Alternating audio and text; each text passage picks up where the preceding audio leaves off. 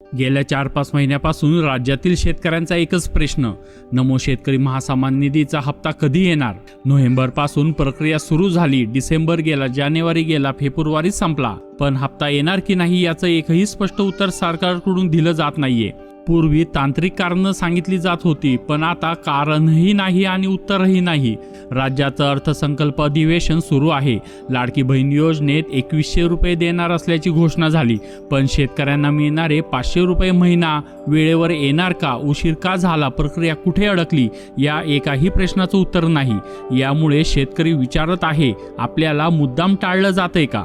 आज उत्तर प्रदेशात पीक विमा वितरित होत आहे, पण महाराष्ट्रात पीक विमा कधी, नमो शेतकरी हप्ता कधी याचं कोणतंही अपडेट नाही. सरकारने किमान एवढं तरी सांगायला हवं, योजना सुरू आहे की बंद? हप्ता कधी देणार? विलंब का?